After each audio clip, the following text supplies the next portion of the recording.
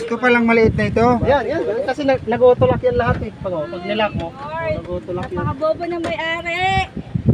Lord. Okay na tayo. Ay, nalak na naman. Uy, wag nyo na i-lock ha. Tingnan. Peace lang. Kunin mo na yung susi. What's up mga Ramotabird TV? For today's video, meron naman po akong pupuntahan ng isang client na nahiwan daw po yung susi sa loob ng sasakyan. Ay nako, marami na namang katangahan ang nakakaiwan ng mga susi sa sasakyan. Yun guys, napapaniwanag pala ako dyan kung paano ako mag-prepare para magpunta sa ating client.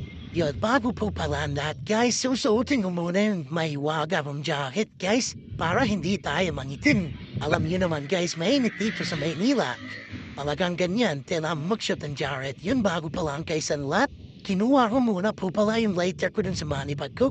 Kasi maninigar rito yung aking katrabaho. Yun guys, inuritory ko na nga suotin yung aking jacket para papunta na tayo sa ating client sa si Sir Bisango. Yun guys, abangan niyo po pala guys kung paano ko siyang buksan. Tara. And guys, balikin ko na yung aking video para mabilis yung aking video para hindi masyadong mahaba guys.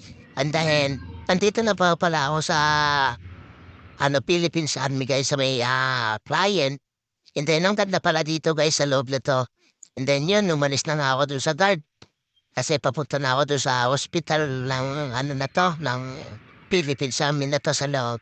And then yun guys, bali meron nga pala lumabas din guys na isang army. Yun, sinusunta ko lang siya guys, hindi ko siya ino-overtake kasi baka magalit sa akin, alam nyo naman, army yan. O kaya magdahan-dahan lang tayo, baka mapasama pa tayo. So yun guys, bago pala ako lumiko dyan sa kanan, meron pala ako nakita, nagmamarch siya ng mga army.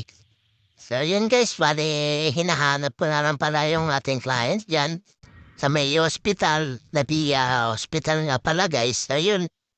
And then yun na nga guys, tuluyan na nga kami nagkita ni Sir. Yan, tinuturo na nga ako ni Sir kung saan yung bubuksan na sasakyan kasi hindi daw dito sa hospital ito. Kasi dito lang daw nila pinin yung yung pin location. Mas mabilis ko raw makuha, pupuntahan ko. And then tinuturo na nga ako ni Sir.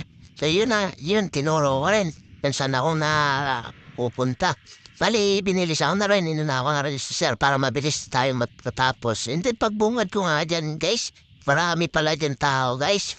Yan, dalawa pa yung naka-uniform dyan guys na army. Di ko alam guys, kayo na bahala magsabi kung ano nila kapukulan guys. Army ba o seaman? Di ko alam guys, bahala na kayo. Comment nyo na lang guys dyan sa comment section. Then binuksan ko na yung new box ko guys.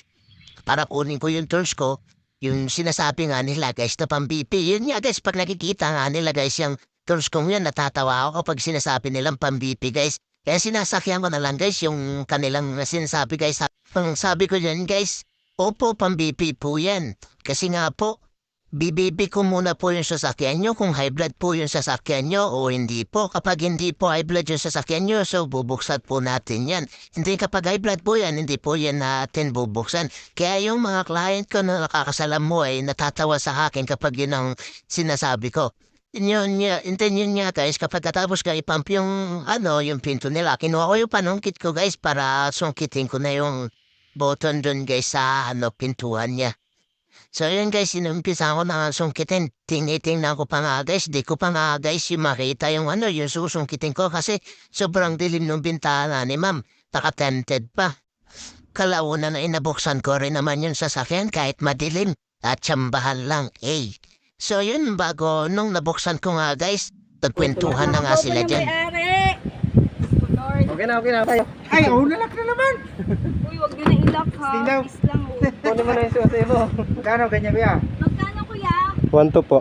So, 1-2. Goodbye, 1-2. Out of budget, sakto-sakto.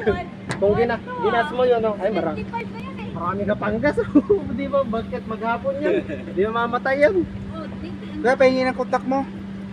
Yung isang sasakyan namin doon, ganyan din issue. Yun sir, yung yung contact nila. Facebook lang. Apo. Yung company namin. Hello.